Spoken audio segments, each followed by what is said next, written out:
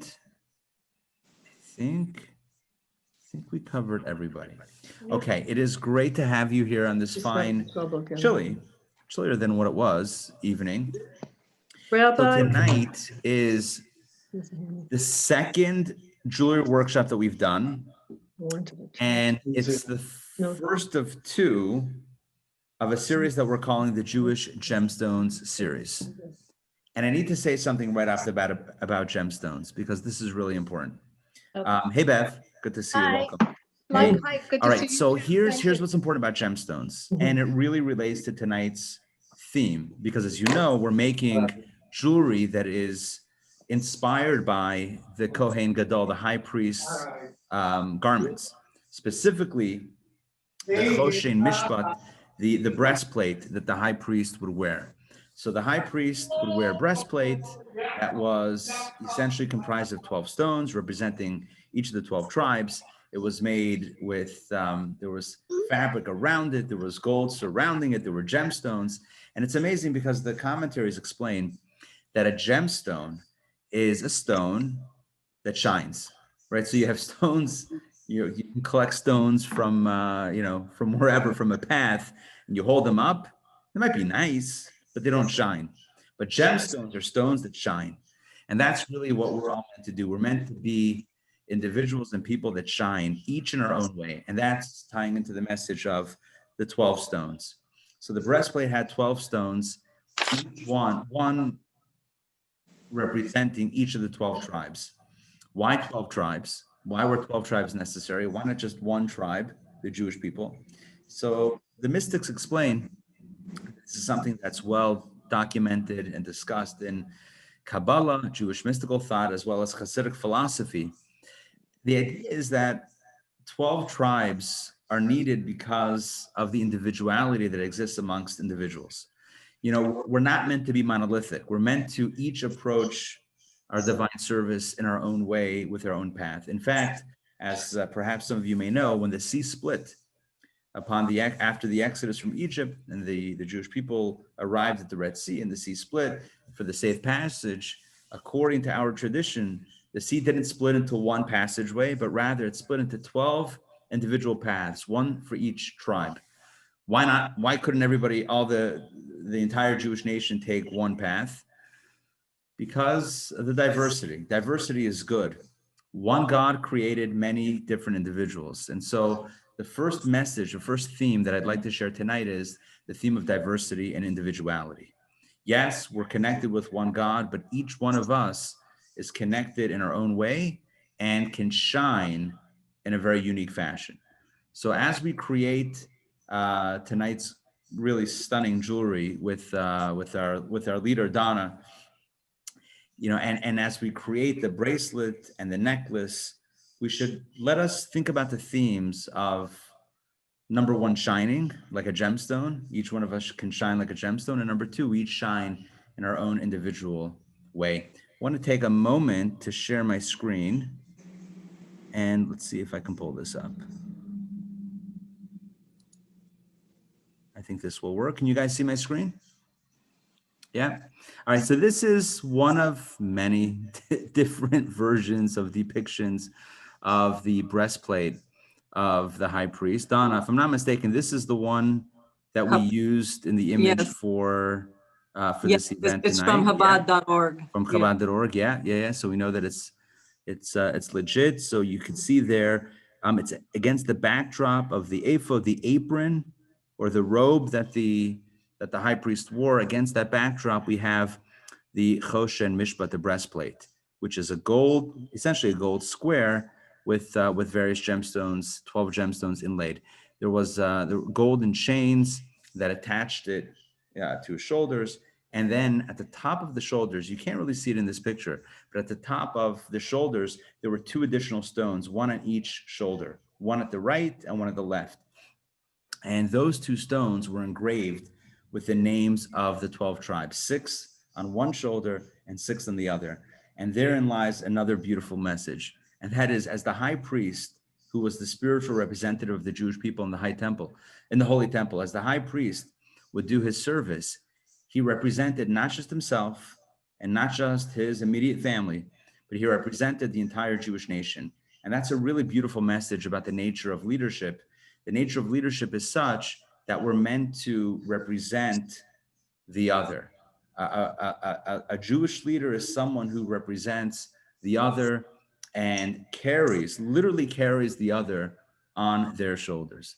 A related message in the inverse. So not only is it a message to the leader, but it's also a message to each and every one of us. So again, if you're a leader, you carry everyone on your shoulders, number one. And the other way around is that your name, your tribal name is being represented in the temple. And this, our sages tell us something really beautiful.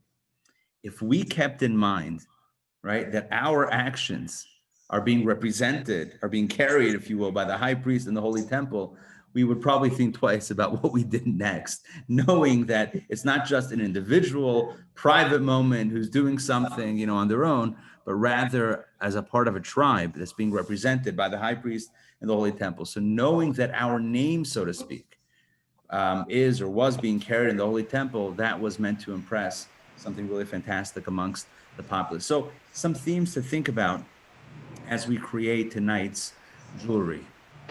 Okay, so I think with this, and maybe we'll do some more as the evening continues, but I think at this point, we have enough insight to keep in our heads, a meditation, if you will, to set our meditation for the jewelry making. I'd like to graciously turn over the mic to Donna. Please, a round of applause for Donna, the real inspiration behind tonight. Donna, please take it away. Excellent. Do I need to click on something here? Rabbi? I think you're good. Can everybody hear Donna? Yes. Can you see me? Okay, excellent. Okay, beautiful. Okay, so thank you all. Thank you for joining me and Rabbi Ari again tonight for the second in our Jewish jewelry workshops. I'm very excited to have you all back. And the introduction from Rabbi Ari was a great foundation for what we're going to do. First of all, I just wanted to say a little personal thank you for all supporting this series. And with the kit, I'm sure you saw, I included a gift of a pinky ring, a garnet pinky ring. And so these are authentic garnets that are faceted. And on these, you can really see how the light shines. And garnet, as we'll go through later, is representative of the Levi tribe. So that's very nice. And also very exciting. So, and the stones that we're working with on the bracelet today are Swarovski crystals and Swarovski crystal pearls. Swarovski is the top crystal line in the world. It's from Austria. And there's also two authentic gemstones, sardonyx stones, which the rabbi mentioned would be holding up the breastplates on the two sides. So we have, our bracelet is going to really encompass all the key components of the breastplate so that we'll be able to wear and have that close to ourselves. And then when we get to the necklace, you'll see that's going to emulate how we would inscribe the Hebrew letters on the breastplate. And that's going to be very nice too, and give us a chance to do some personal inscription on the piece. So each will be completely unique, handmade completely by yourself. Okay, so I also wanted to just give a little preface from the jewelry point of view. You all did a great job last time, very fast learners. So I kicked it up a little bit, a notch, you know, a little more challenging this time, but still very, very accessible. So the things that are a little different this time is that how we're going to string, the cord is thinner. So we're going to need to be very attentive to that. And it's thinner because the holes in the pearls are very small. You know, once you get the delicate items, everything becomes more delicate. And I gave a few extra pearls in the kit because, as it is with these natural products, you know, sometimes certain holes might be a little more difficult to string. So we have a couple extra in each kit just in case. Now in this kit, you know, this time the order of the crystals is very important. So if we look at our handout, the PDF, you'll see that I have a picture of the order.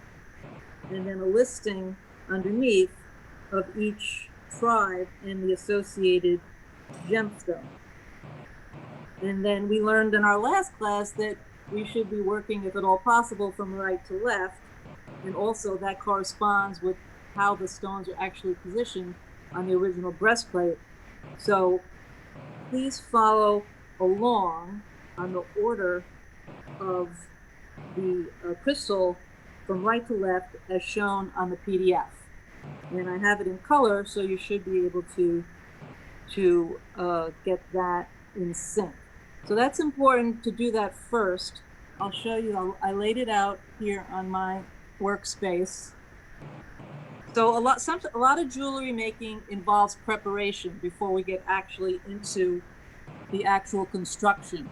And you know, planning always makes the execution that much more easier and efficient.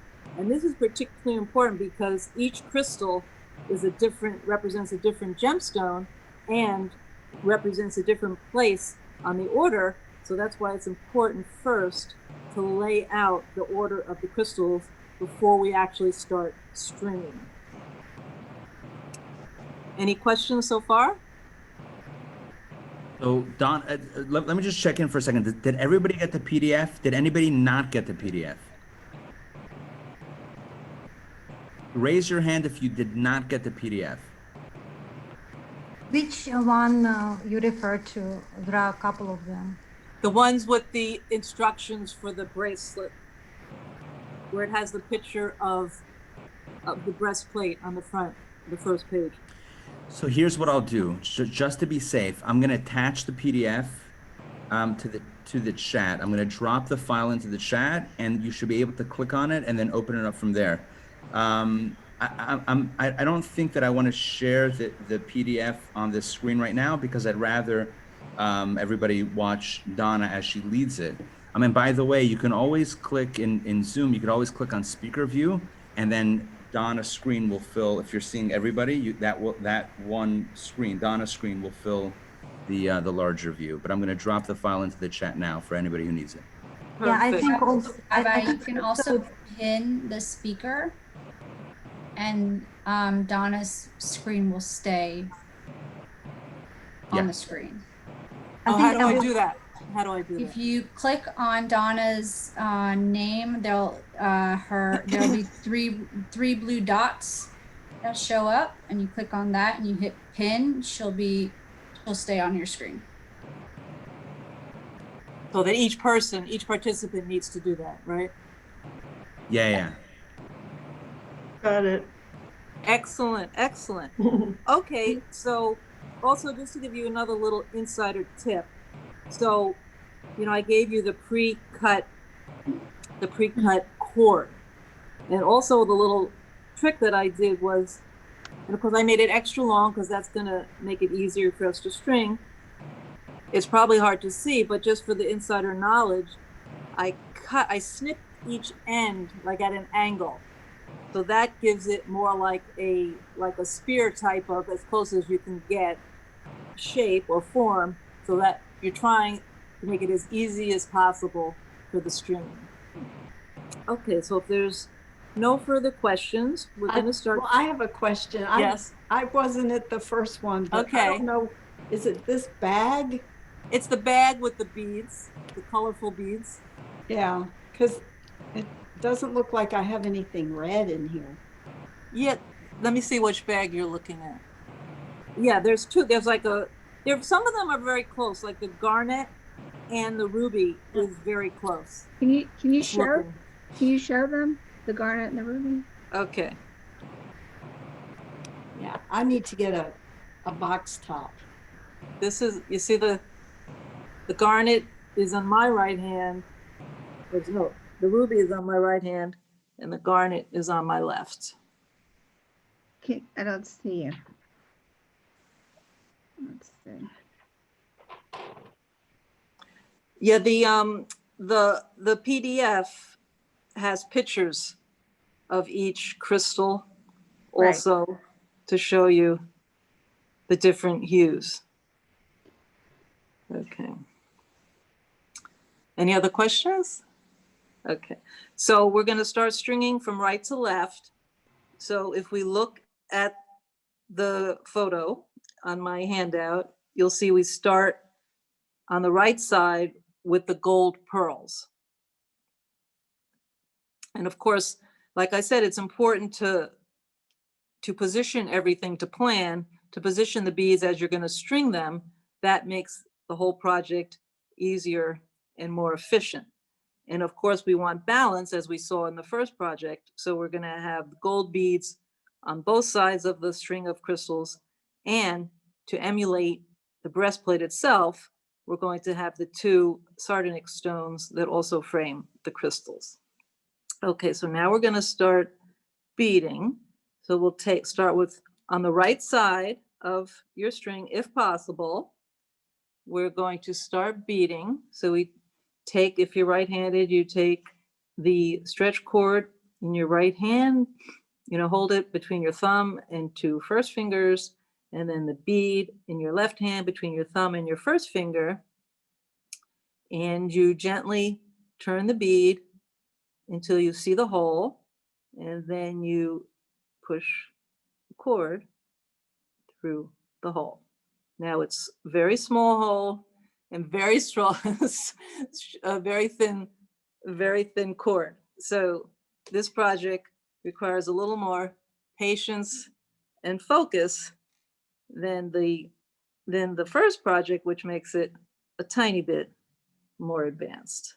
Okay, so we continue. So we're going to string 8 gold beads on the right side. And again, that my inspiration for this bracelet was to emulate the look and the feel of the breastplate. So the golden pearl beads serve as the foundation on which the colorful gemstone crystal beads are showcased.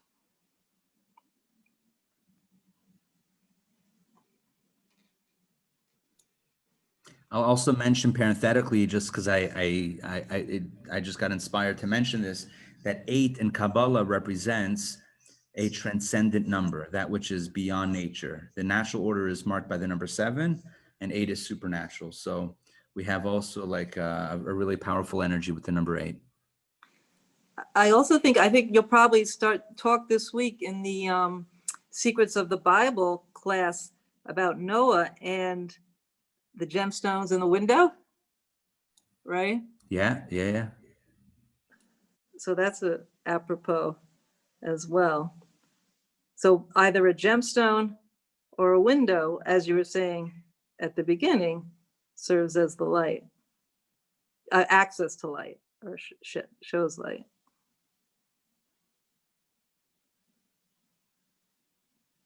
Okay, is everyone stringing the gold beads?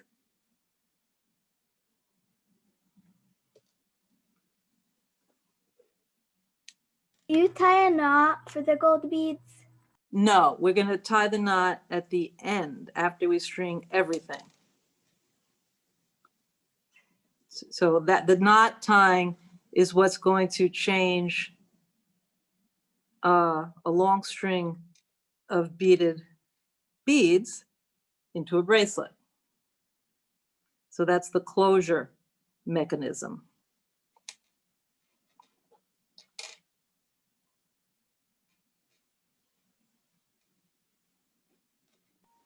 I had to go get some glasses. Yep. Glasses and light. Those are 2 of the most important things in jewelry making. Yeah, so that's the idea. You're going to learn some insider tricks tonight. Yes. Glasses and lighting are very important for the beading part.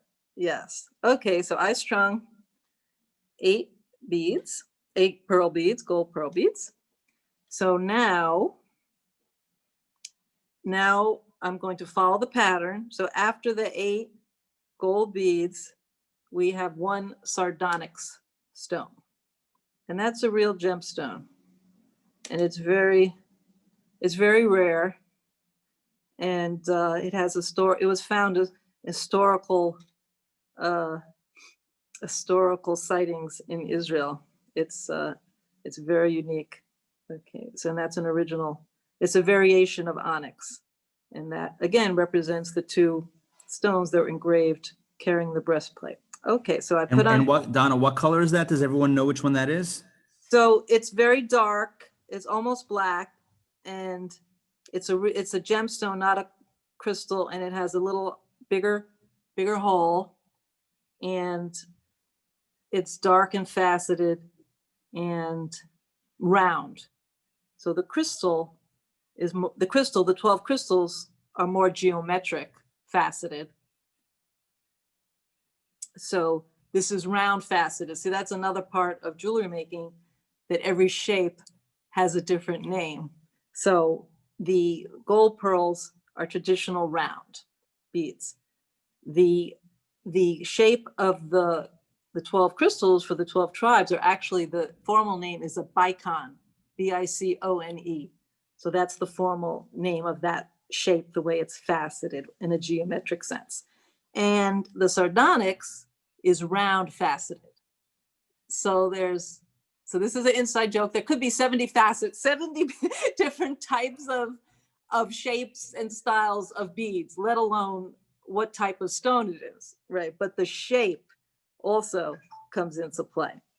Okay, so I put the sardonyx. Now I'm going to start beading the crystals representing the 12 tribes. So we start with the ruby to represent Ruben.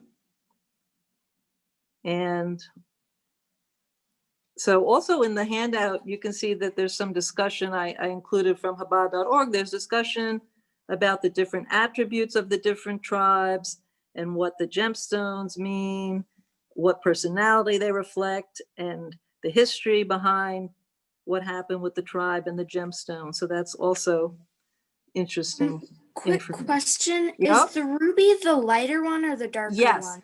The ruby is slightly lighter, more translucent than the garnet. Yes. Thank you.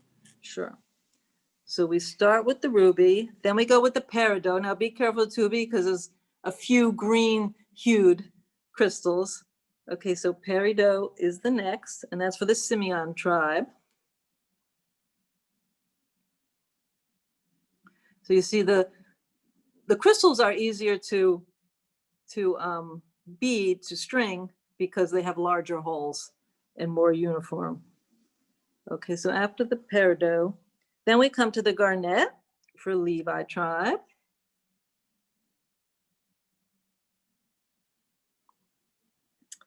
Then emerald for Judah.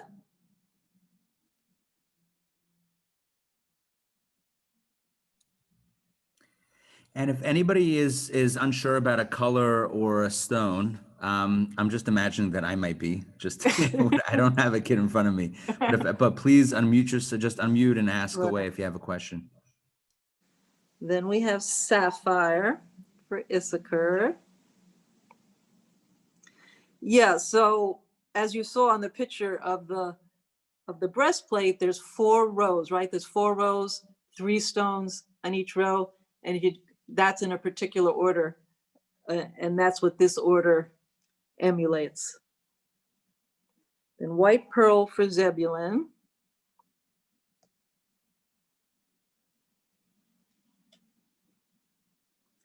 Blue zircon for Dan.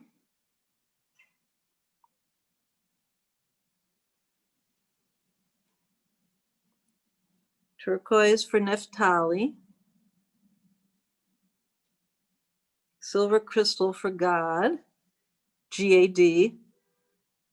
Okay, we're getting there.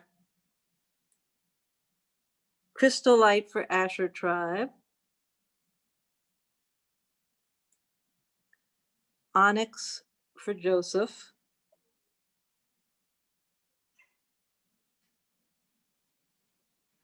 Yeah, so you don't, also another insider tip, if you're stringing, it's the best to like keep the whole entire cord length on your workspace and keep it flat and steady, so that by chance, when you're working on one side, the beads on the opposite side, which you've already beaded, roll off.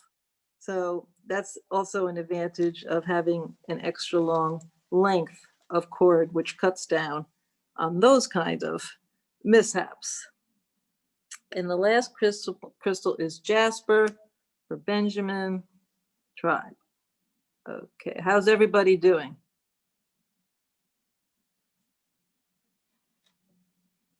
Focusing. That's good. So I've gotten to the end of my crystal stringing. Can you go back just, sorry, the crystallite? Crystallite, yes. Yes. Okay, so after crystallite. No, show the crystallite. Okay. Crystallite. Crystallite is, just a second. It's after the silver crystal and before the Yeah. eye. Okay. So it's a very light, Okay. very light pale green. Okay, thanks. Can you see it? Yeah. Very, Thank you. very like lighter than the peridot, the same Yes. hue, but much lighter. Yeah. Okay, any other questions?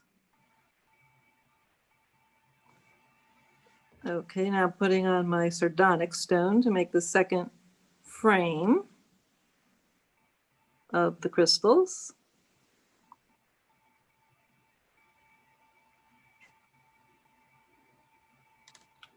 Is everybody pretty much at this point where you've done all the crystals? Then we can go on to stringing the other side with the gold pearls, 8 of those.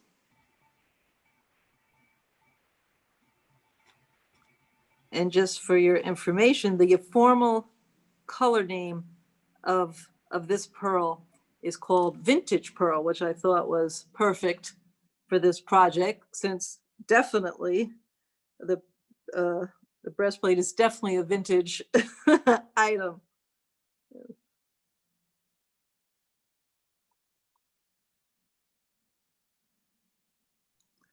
I must say, this looks beautiful. It really looks gorgeous. Thank you.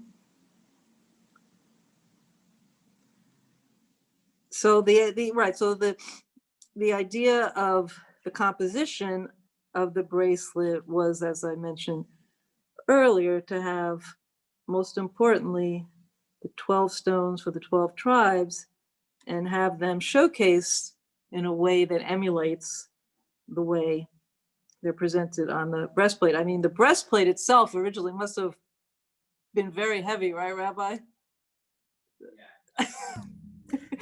Probably it weighed a little bit, depending on how thick the stones were.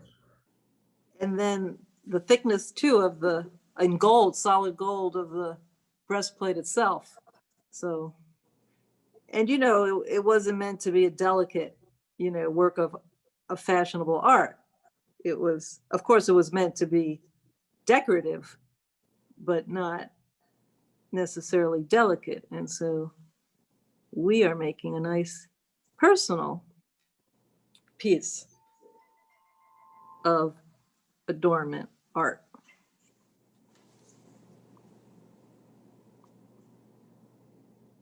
Perfect. Okay. Are these stones like real, actual? Like So the gold pearls are Swarovski crystal pearls. So that's the official name of them, Swarovski, which is the top crystal company in the world from Austria. And so their product, this is meant to simulate pearls, and the official name of it is Swarovski crystal pearl. So their product is crystal, so they made a pearl crystal. And then the sardonyx is a real gemstone, it's real sardonyx. And then the 12 tribe crystals, once again, are the Swarovski crystals. So it's glass crystals, Swarovski, once again, from Austria, considered the top brand in the world. They have a store in Lenox Mall with very high fashion items. and I work with their, with their designer division to get, this nice quality and selection of colors and styles and shapes to make custom designs and pieces. So that's the history of all the beads that we're working with. Thank you for clarifying. My pleasure. Yeah, you could, if you have a chance, go to their store at Lenox Mall. It's on the second floor. And so that is very insightful. And they give you the whole history of how they make the crystals. And they have beautiful designs. Perfect. Okay, is everybody pretty much finished with the stringing? So I got a question that somebody asked me about numerology, because we have Right. 12 stones, Right. 16 pearls, and two of those other stones. And so that's totaling 30 different stones. Is that correct? Did I have the Yes. right count? Yes, I think I mentioned, I think I put that in the hand. Yeah. Let's see. Yep. 8, 16. Yep. Yes, correct. So now we have to find a numerological connection. All right, I'm on it. And then I think gematria, I don't know, may come in with when we engrave the pendant. Yeah, we're definitely going to do some numerology there. Yeah. Excellent. So everyone pretty much at the end of the stringing, so we can start to I'm To still fashion putting it? them in order. okay, no worries, no worries. I had a change and I don't have, I'm only on my iPad now. I can't open up another window. Okay, I got you. Okay, no worries, but I mean, Can't see a thing. oh, Hey, So- Donna, can you hold yours up closer to your camera? Thanks.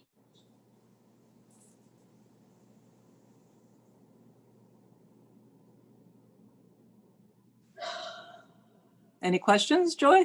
No, that's perfect. Thank you. I wanted to make sure I did it Yeah, right. oh, looks good. And I'm Yeah, dyslexic, so I have to translate let the me- left yeah, right look, you thing. did It it. takes me a while. You did it. Look at this, you did it, excellent. Nice. Okay, be careful, don't let any beads fall off. Believe me, that happens. That's one of the pitfalls. Okay.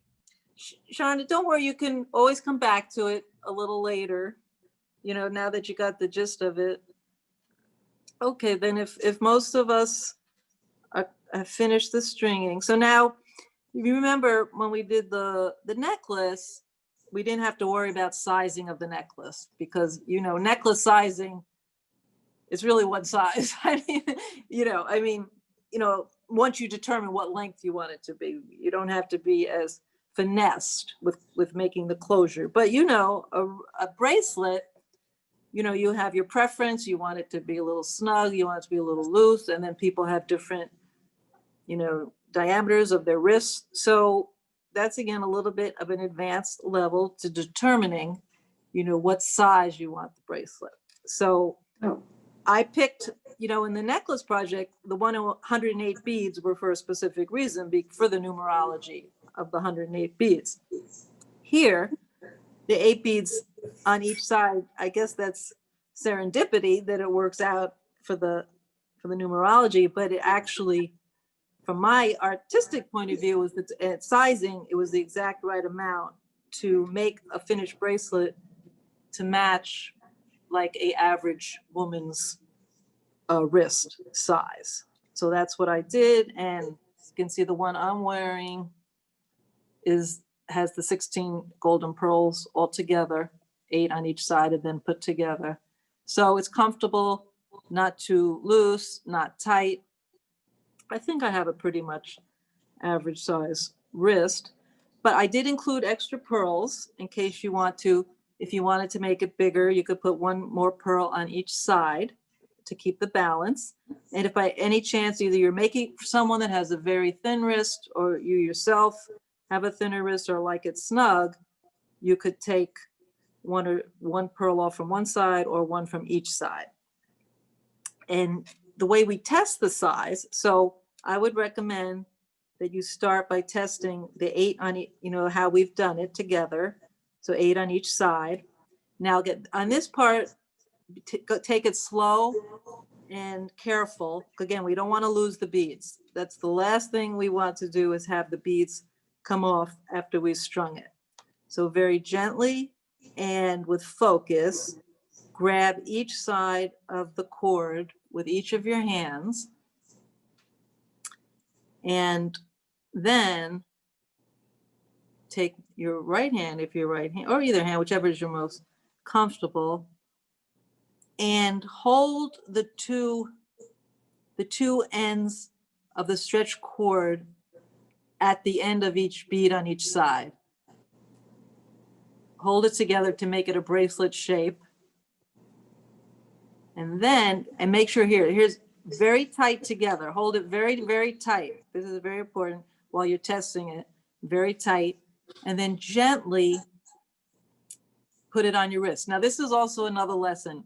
When you're trying on stretch bracelets, or when you're putting them on at home or taking them off, the proper way is to have your hand flat, your fingers flat, and just a slight raise of your knuckles. So the idea, and very compressed together the fingers, the hand, because the idea is you want to put as least stress as possible on the cord. So it's stretch cord. So you want to be very gentle. I mean, these are strong, but they're not invincible. So take care and go slowly. So to take it off, you just use your, like I have my bracelet on my left hand, so I take my right hand and gently roll it off. And then to put it on, same thing. You make your hand with that very flat and compressed position, and then you gently roll it back on. So that's a good tip for your stretch bracelets. Okay, so now if you're holding the bracelet by the stretch cord at the end of each of the gold beads on each side, so gently push it, push it on like I showed you. And then you can make it, you'll see how it feels on you. And then take it off. Any questions on that part? I have a question on the colors because mine fell apart. Between the Peridot and the chrysolite, is the chrysolite the lighter one, or is the Peridot the lighter one? The chrysolite is the lighter one. Okay. Any other questions? So is anybody changing the size? Is anybody making it bigger or smaller? Can you go over the sizing of it Sure. one more time? No problem. Okay, so the way we've made it with 8 gold pearls on each side, I sized that for an average size woman's wrist, using my wrist as, as the model. So if you need it or want it to be larger or smaller, to make it smaller, you could take 1 gold bead off, or you could take 1 gold bead from each side. So 2 beads altogether, but you don't take 2 from one side because you want to keep it balanced for the closure. If you want to make it bigger, then I would recommend adding 1 more gold bead on each side.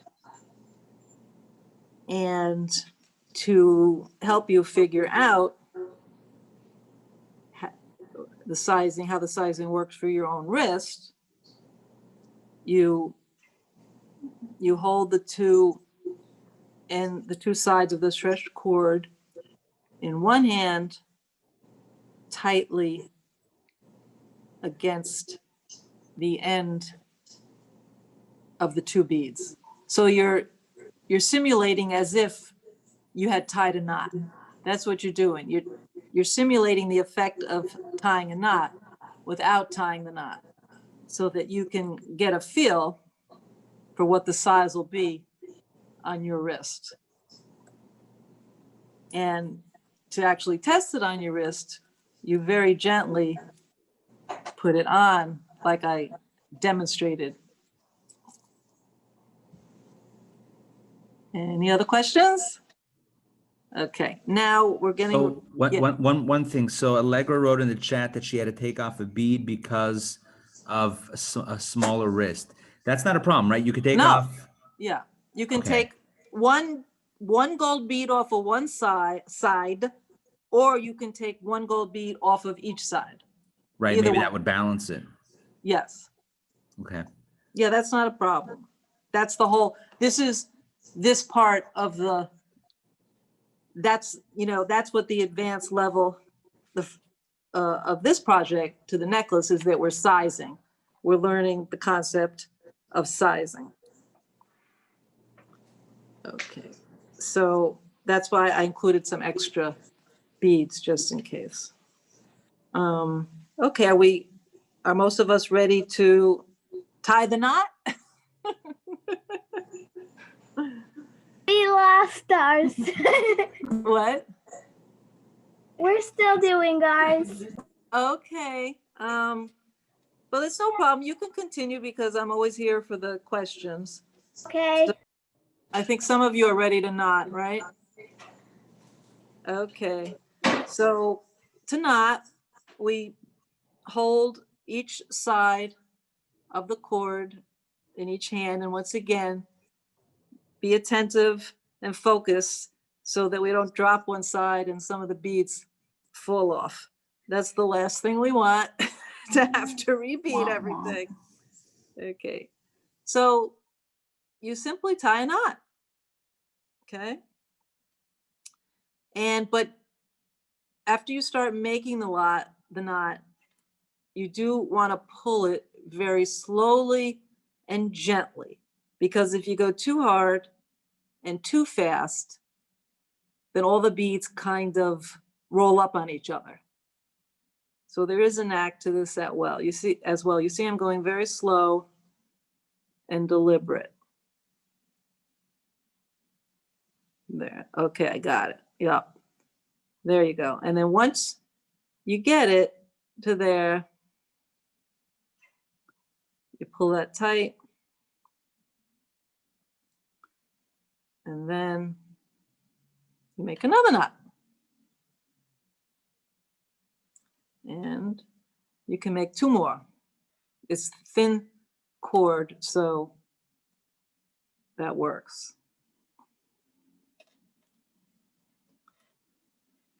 And then later on, you can dab just as tiny, tiny, tiny bit as possible of glue.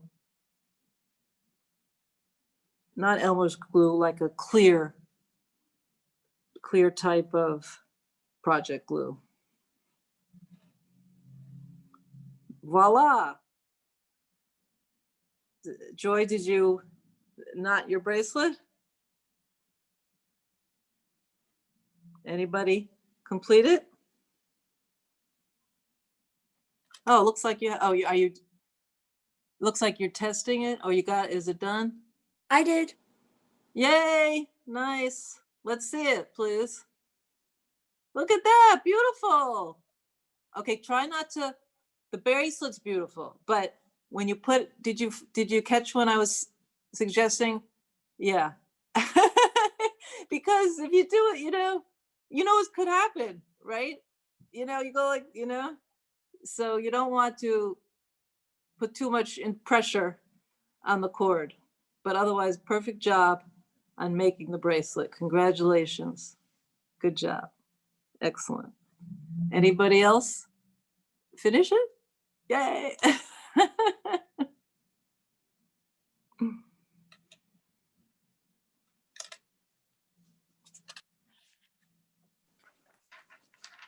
Any other questions? After I tied it, and then Yep. I tied it like 4 times, and I put it back on my hand, it like all loosens because I haven't dabbed any glue or anything on it. No, it shouldn't, that shouldn't happen. But I can bring you another piece of cord. My Boy Scout classes didn't hold up. Yeah, maybe you can untie the knot. That's what I'm doing, and I'll retie Yeah. it. Nice. So we actually need to glue it or just, Yes, it would be, see, when we did the necklace, it didn't matter really whether you glued it or not because it was just hanging on your neck. But taking the bracelet on and off, there's more stress. So it would be helpful. Yes. Donna, what kind of glue do you recommend? Is there a specific type brand? There's that, what was like that, not I'm sorry, it has like a monkey on it. I forget, oh my God. Gorilla Glue? Gorilla, there you go. Yes. Gorilla Glue. Yeah. I mean, there's jeweler's glue, but it's not necessary, you know. Don't use like Elmer's, no, because that's for paper and it's white. But the Gorilla Glue, that's clear, yes. And they have dispensers where, you know, very thin little tips at the end. So, because you don't want to put glue all over the bead, so you have to be very delicate. thank you. Any other questions? Yeah. How do the crystals hold Is up? 6,000 glue good? At 6,000, yes, that's actually jeweler's glue. How do the crystals hold up in water? Like if you No. it's not at all, right? Yeah, you want, like this is fine jewelry. This is fine jewelry. So you want, you know, you put it on when you're wearing it and you take it off when you're done, and you're very gentle when you put it on and off because it's fine jewelry. So So in other words, I shouldn't wear this when I wash the dishes. No. I mean, yeah, it's fine jewelry, you know? I mean, the construction is solid for wearing it as fine jewelry, but no, it's not meant. It needs to be treated with tender, loving care. TLC, it needs it needs the attention of the quality that it is, you know? It respects you and it's respected. You can wear it, anyone can wear it in the Holy Temple. That seems like a very appropriate place to wear it. Nice. So short of the Holy Temple, we could wear it at the Chabad when we come Yeah. socially Yes, distance and exactly. eat outside and do power parsha. Yes. And then when we talk about the 12 tribes, you'll be able to say, oh, yes, Levi, there's the Garnet. Yes. Okay. Asher.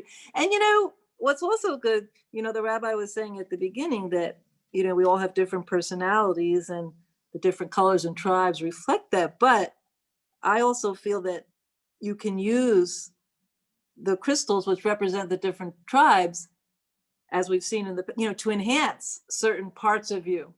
So of course you innately identify with one of the tribes or one of the gemstones, but you, of course, and that's what we put at for the title, you know, 12 paths, 12 tribes, all necessary to reach our destination. You know, there's at times when you would like to have the attributes of one of the other tribes. So that's a helpful way to use the bracelet so that, you know, you can remind yourself, you can look at the particular gemstones for each of the tribes.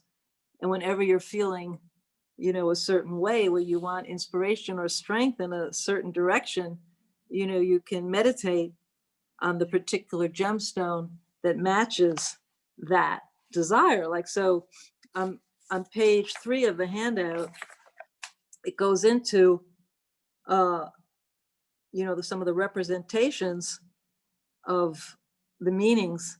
So, oh yes, so the garnet, right, for the pinky ring that you all have, I thought this was very, very nice. The description that Chabad.org gives for the Garnet and Levi tribe, it says, the tribe of Levi devoted themselves to transmitting the teachings of God to their brethren. The garnet's brilliant sparkle symbolizes the Torah's spiritual radiance. I mean, what can be better than that, right? And some of the other stories are not are not as inspired. They're more on the other side, the animal side. They're more on the animal side. So those you want to avoid, like the first one, Ruby and Ruben. Ruben sinned by transposing the beds of his mother Leah and his father's concubine Bilhah. The ruby's red color represents the shame Ruben felt when admitting his misdeed. Okay, so you look at Ruby then to remind yourself not to do such things. Yeah, listen, Donna, I would say, look, it's real life, so we have a mixed Right. spectrum. Also, you said something which is really amazing, and I just want to emphasize the point that you made by kind of drawing it into Jewish practice. So there's a really beautiful tradition that when we enter the month of Nisan, which is the month that we celebrate Passover, so during the first 12 days of the month of Nisan, many have the practice of reciting a special prayer after the morning service that acknowledges one of the 12 tribes. So each of the first 12 days of the month of Nisan, so we pay tribute to one of the 12 tribes. And there's a prayer after we read a section from the Torah, from scripture, where we say, we thank God, we bless God, and we say that we actually say this, if I am from the tribe of such and such, whichever tribe we honor that day, then I should get the blessings and I should get the inspiration and all the spiritual energy from that tribe. So the Rebbe once asked the question, if somebody knows they're a Kohen and they know they're from the tribe of Levi, right? They're a Levi from the tribe of Levi. So should they recite the prayers for all of the other days that say, if I'm from the tribe of Ruben, Shimon, Levi, if they know what tribe they are, then why say, if I'm from one of the other tribes?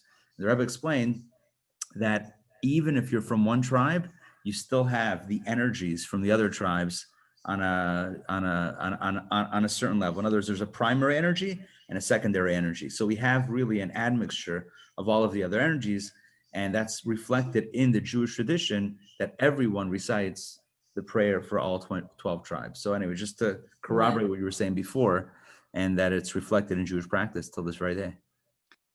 And that's another reason why there's 12 stones on the breastplate, and we have the 12 stones, the 12 crystals on our bracelet. Excellent, excellent. All right, is everybody pretty much put together their bracelets? Are we ready to move on to the necklace? So you can still continue to work on your bracelet. You have the instructions. So I'm here for all the questions as we move to the necklace. Okay. Yes? Where do we put the glue? On the knot, where you tied the knot between the two end pearls. Just a tiny, almost nothing, almost no glue, just as little as possible.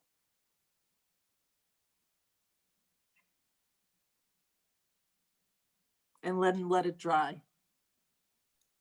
And then does everyone cut the edge, the Oh, yes, extra? you're right. Yes, of course. I'm sorry. Thank you. So you're learning. Yes. So then, of course, you'll have the two ends of the cord sticking out of the knot.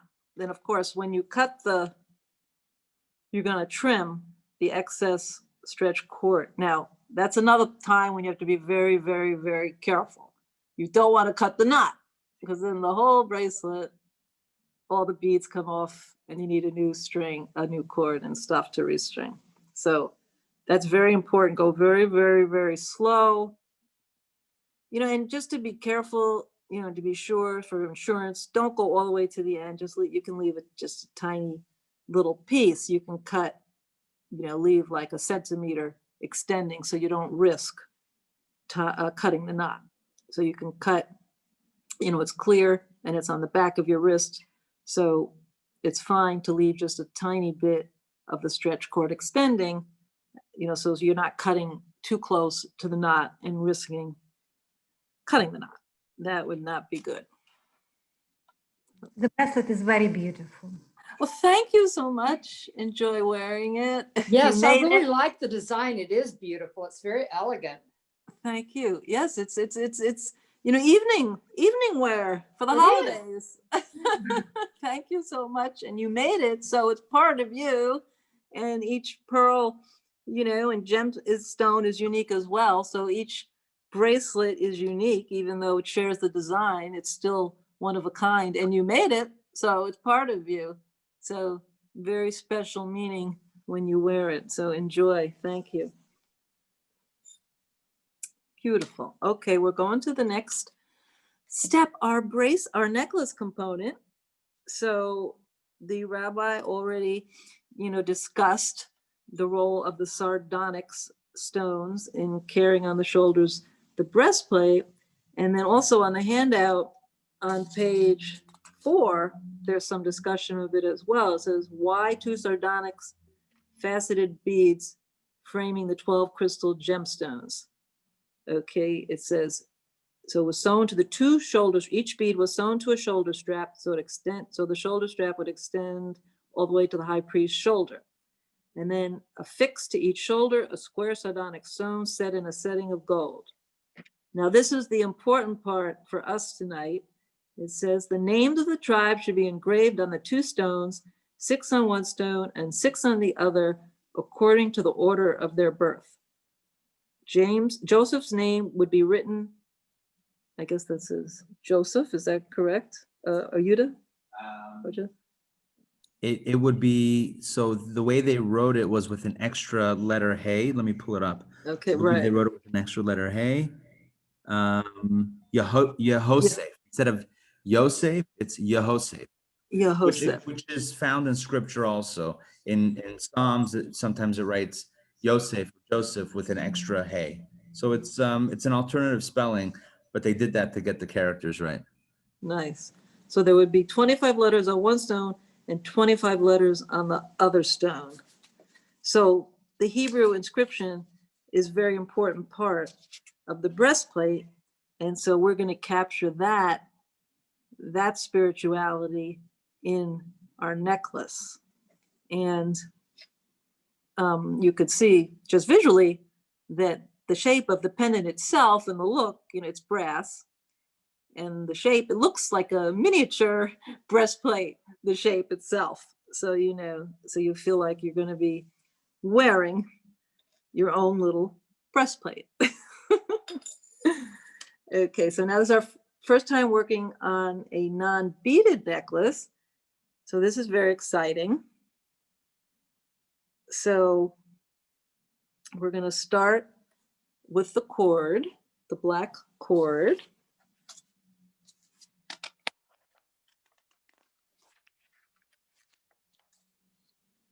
So this is black cotton cord. And again, so please be careful with the ends, the tips of the cord.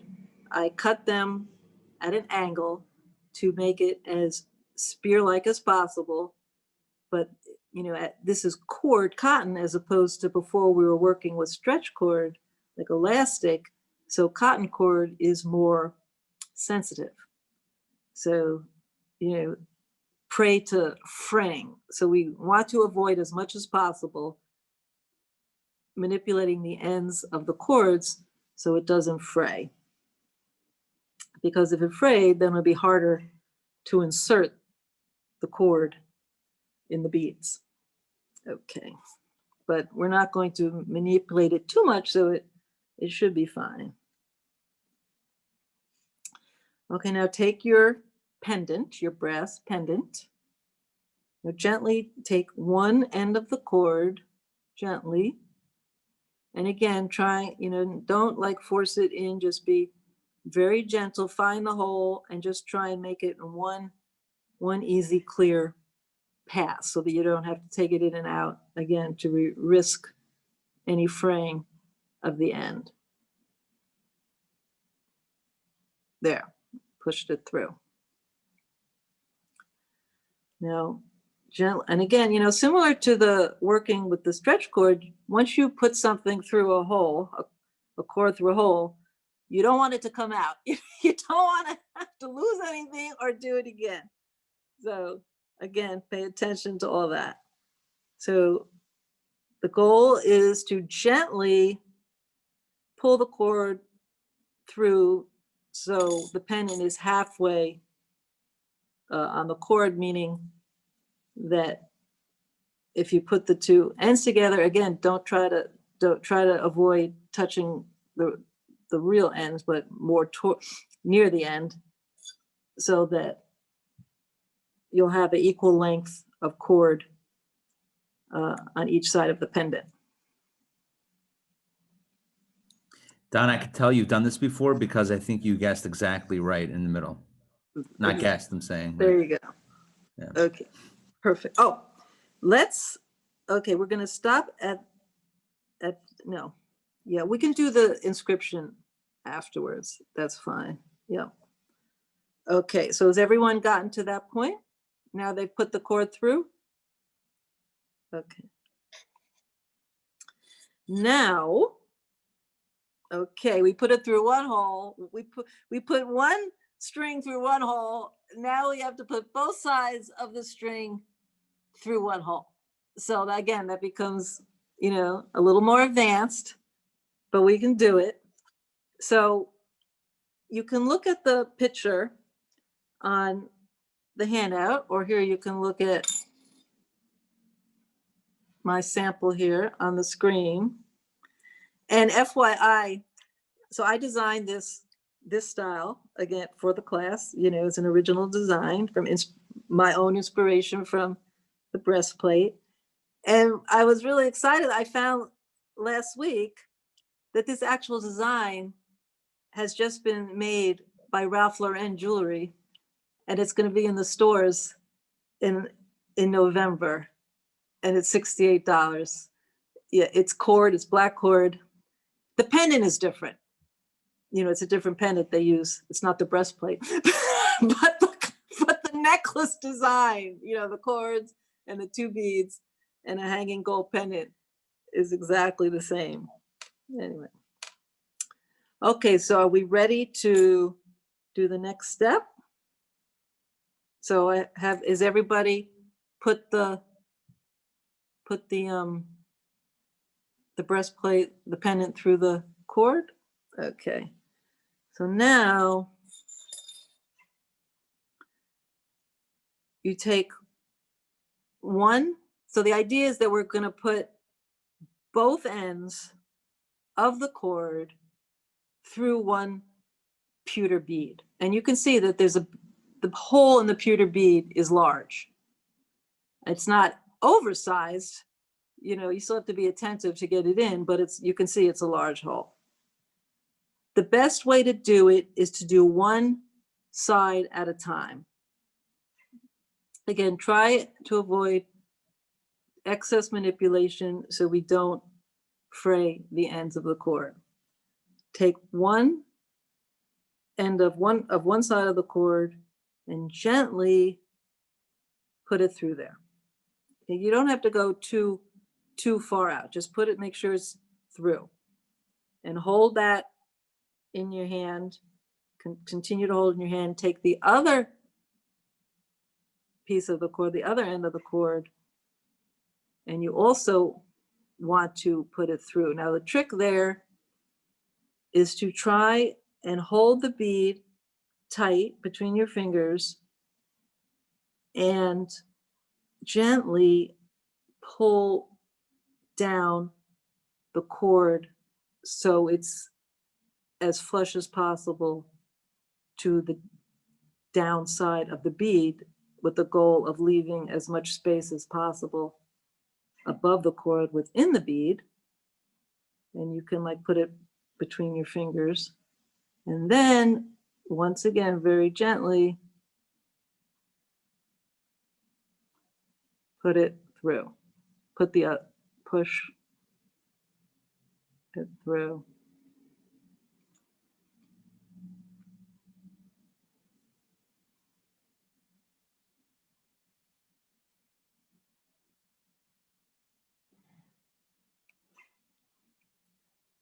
If necessary, you can like cut the end of the cord. Oops.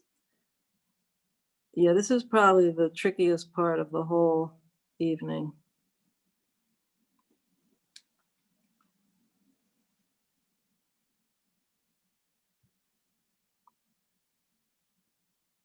if necessary, you can cut the very end of the cord to make it more of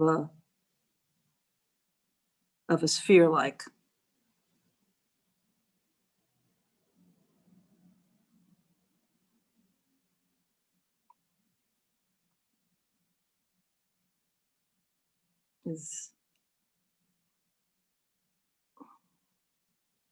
Has anyone achieved this yet?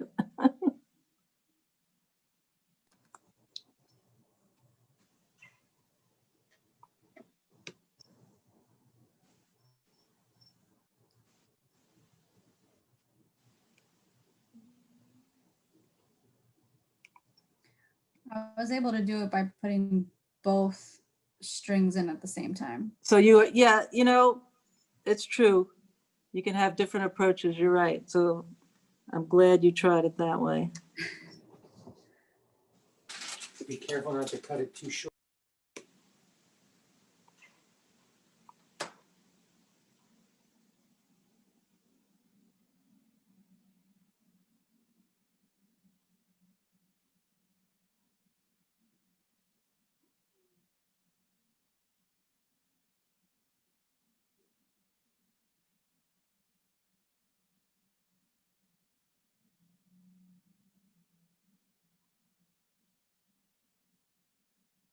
How is everybody doing? It is so impossible to get this bead, to get the string through the bead. You have to be patient. Don't get exasperated. Take a break. This is part of it. This is part of the jewelry making. Yes. We got us through. Yay, look at that. Look how pretty. Oh, okay, perfect. Yeah, you did too. Nice. Okay, we're getting there. Okay, while we work, we can, sometimes, you know how it is. If you get stuck on one part, then you move to the second part, and then you come back to the first part. So in the meantime, we can start working on the inscription of the pendant. So to do that, we're going to take the pendant and trace the shape of the pendant on a piece of paper.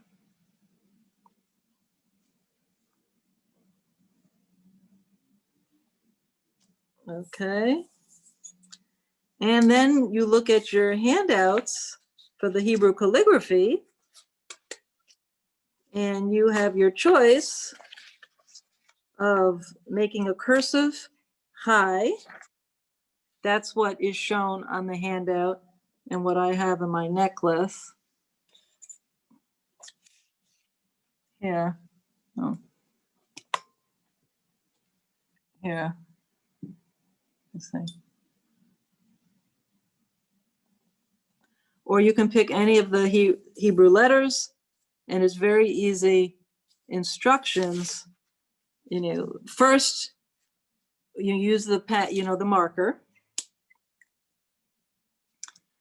and like you can pick any letter, and it tells you, first, number one, you make a straight line horizontal down. Number two, you make on the right side of that, like 3/4 down, you connect a straight line.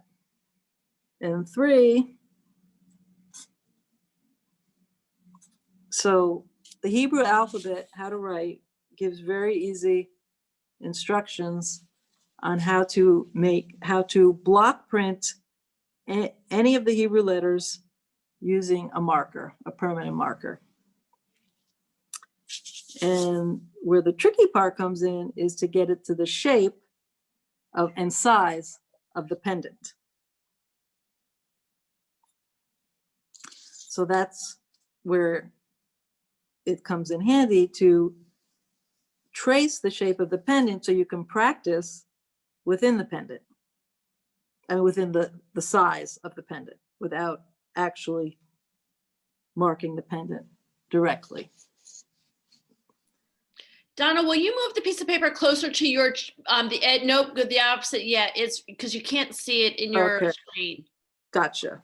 I Okay, don't so know, you, maybe you can angle your camera down a little bit more to the piece of paper.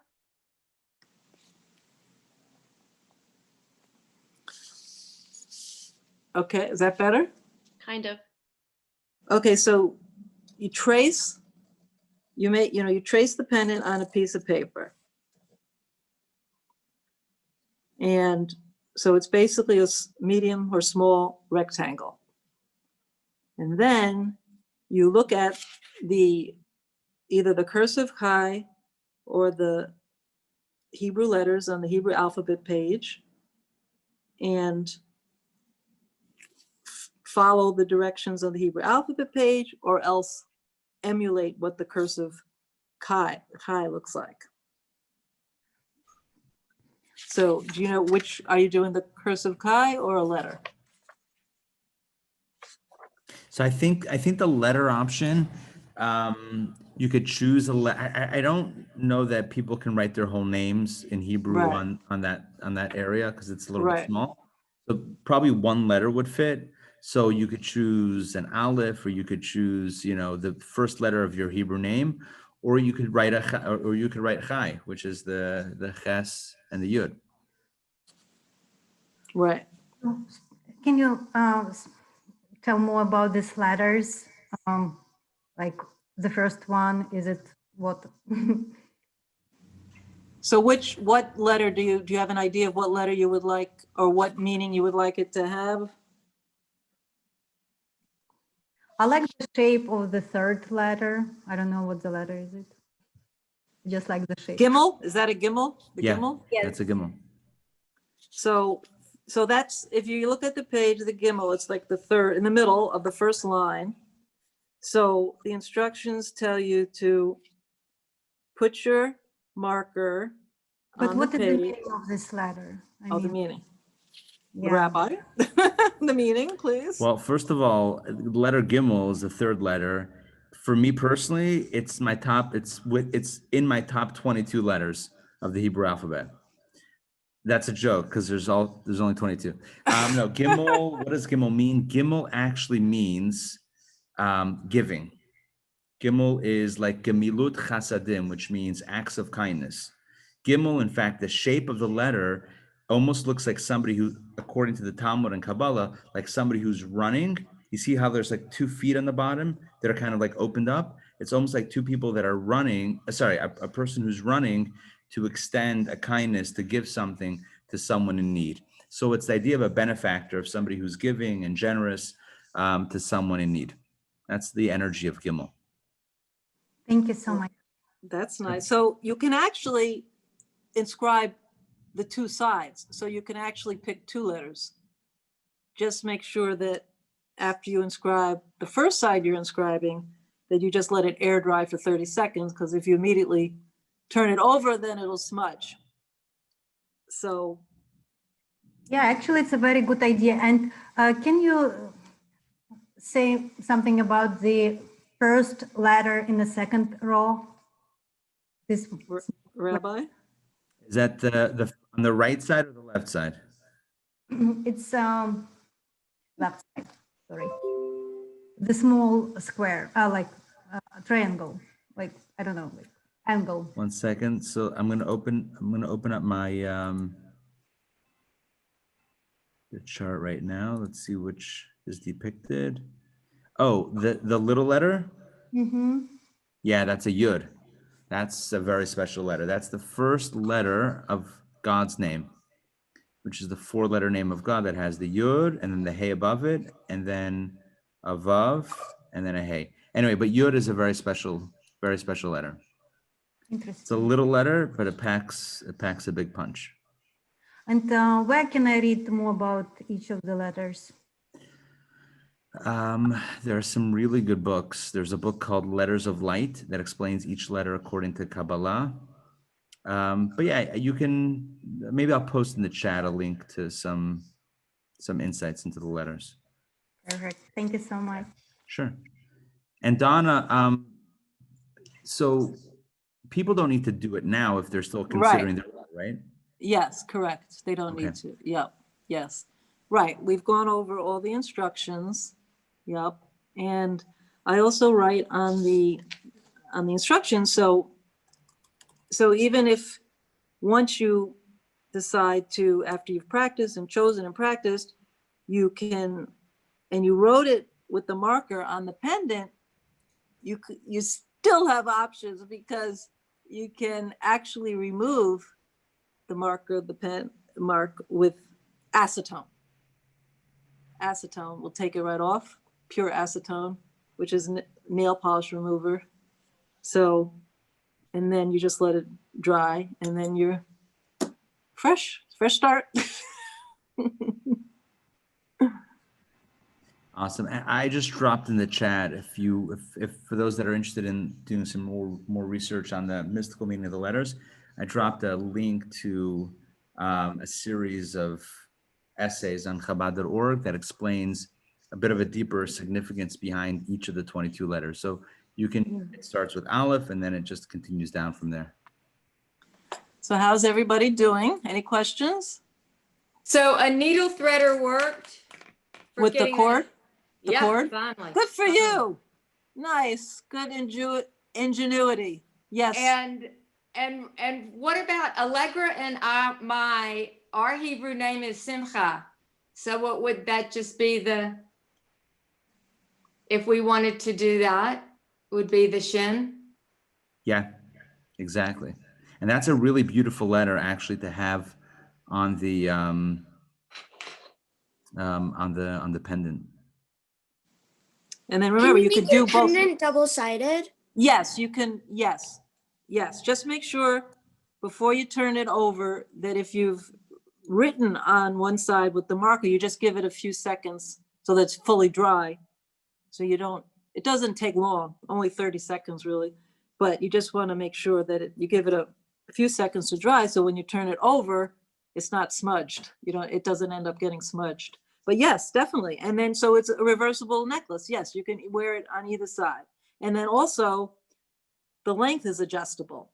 So, right, the second bead that you put on, similar to so the first bead goes all the way to the end flush with the pendant.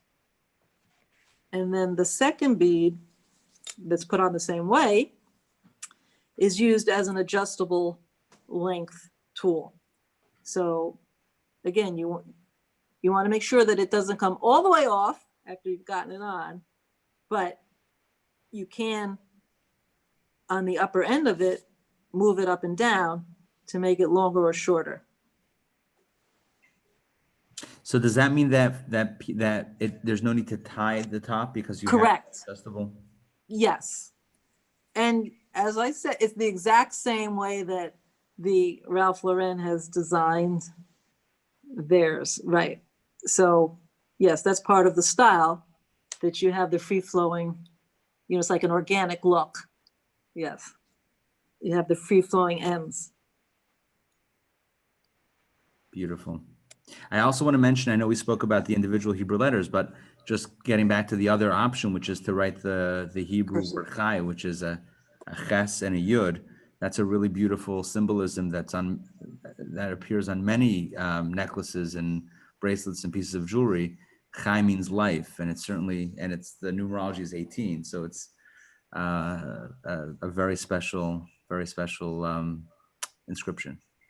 And of course, we're each inscribing it ourselves personally. So of course that makes it even more unique and special for each one of us, because it's our own individual work of personal art, adornment. How are people doing with the inscription and the pendant?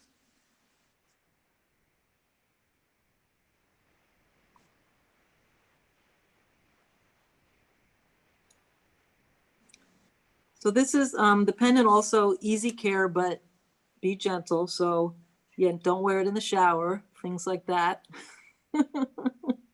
But otherwise it's durable. Donna, so somebody asked in the chat if we could put out a picture of the Hanukkah jewelry. Are you okay if I post in the chat some of the images that you sent me? Definitely. Yeah, sure. Yeah, and it's on the registration page too, the pictures. Yes. Yes. All right, I'm dropping a few pictures. I think, can I just take a moment to make a quick announcement? Is that okay, Donna? Sure. Okay, so first of all, I want to give a very special thanks to our event sponsor, Dr. Joy Maxey. Thank you, Dr. Maxey, for graciously sponsoring this jewelry workshop. Thank you, thank you. Round of applause. Thank you, Joy. And Oh, thank you. This has been great fun. Thank you. I appreciate And it. I learned so much, and I mean, the designs are amazing. I'm just very impressed. Thank you. And Thank you. Can't think of a better thing to do on a Monday night than Right. with all my close friends. Thank you so much. awesome. And along those lines, I do want to mention that we are having our next jewelry opportunity is coming up on this Monday, December 7th. It's a few days before Hanukkah. And the set, I just dropped the JPEGs. I hope you can open them up in the chat or just check it out on the website, intownjewishacademy.org. They're really, really beautiful. Donna, do you want to mention very quickly the inspiration behind Yes. those? So our Hanukkah session is going to be fun. It's going to be like a kind of a mini adult Hanukkah party. You know, that was the approach I took, you know, for this theme, for the Hanukkah theme. So I think we're going to start with Adam Sandler's Hanukkah song to put us in the mood. And then, as you all know, the kit itself comes in a real dreidel that we'll be able to spin. And, you know, I know that there's a lot of Kabbalah insight on each of the four letters on the dreidel. And I know that there's a lot of insight on the dreidel itself. And so kind of, you know, my inspiration was from Rabbi Ari's class of the Jewish Course of Why. Oh, beautiful. There it is. Thank you. But yeah, I put it up so everyone can, while you're talking about it, we can see what it's going to look like. So it's Hanukkah edition. So, you know, so the bracelet, the theme is the donuts. Hanukkah donuts. How do you pronounce it? Sufganiyot. Sufganiyot, exactly. So actually, you want to hear how I came upon this theme? We have actually an art gallery exhibit here at the Chabad, and one of the artists was in our first workshop. She took the class, and she has a painting of the Hanukkah donuts, and that inspired me. All the colors and all the fun and all that. So the, you know, the colorful part represents all the different types of Hanukkah donuts. And then the white and gold part sections represent the 8 flames. As you can see, there's the gold beads in between white beads. So that represents, the white represents the candles, and the flame, the gold, the flames. And then the center focal represents latkes. So we're gonna, you know, and what's going to be fun about it is that we're going to get all, you know, the spirituality behind it. It's not just, you know, just fun and tradition, but there's real meaning. And then the first time we're going to do a pair of earrings. So, you know, so we've done 2 necklaces, we've done a bracelet, and next time we'll do 1 more bracelet. And then the first time, a pair of earrings, and these earrings represent the flames of the candles. The gold drops represent the flames burning on the Hanukkah candles. So it's going to be fun and inspirational, a mini Hanukkah party.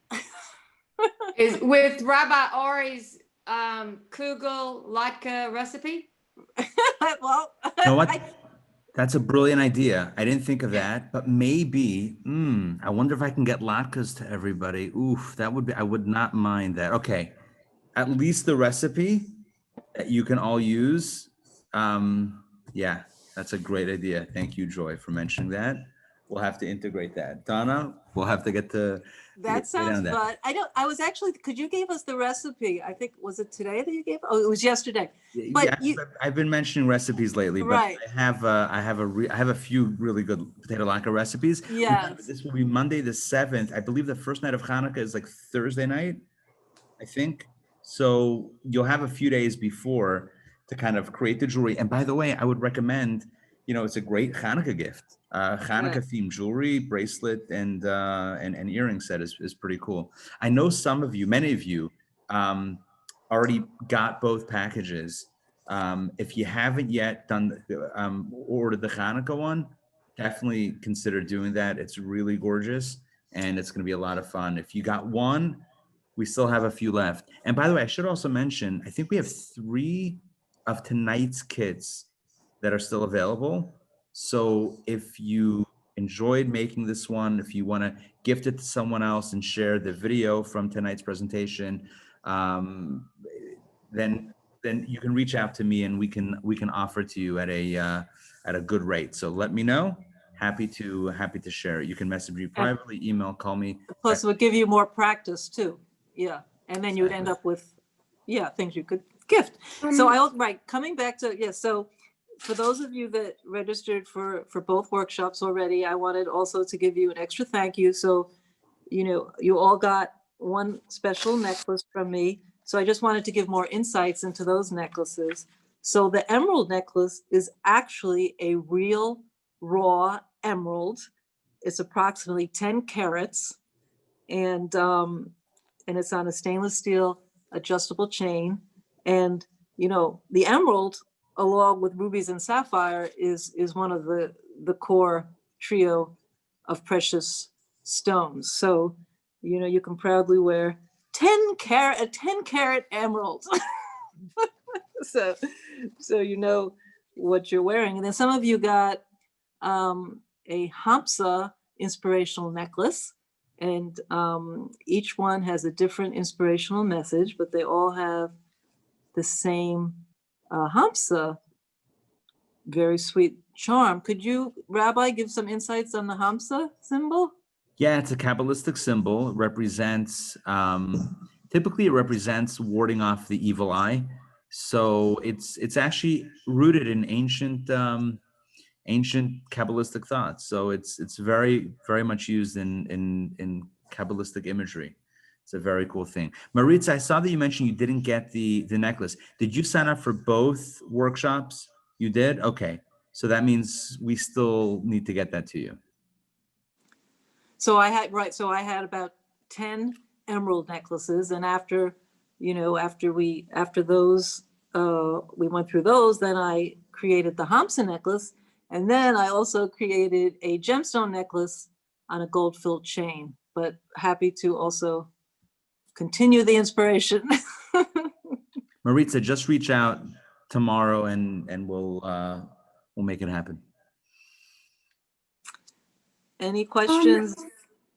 For anyone trying to do a shin on their necklace, make sure you put the dot in the right hand, like little leg, little arm off the shin, because if you put it on the left side, it's a sin, different letter. Yeah, and that would be a sin. I'm here all week. Any questions about the bracelet or the necklace?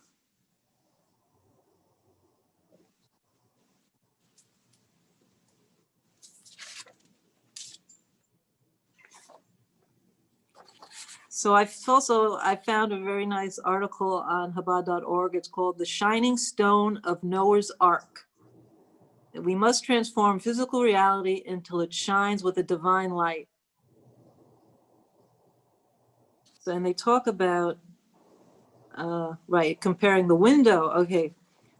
How was it possible that one small opening, either a single window or a precious stone, was able to light up the entire ark?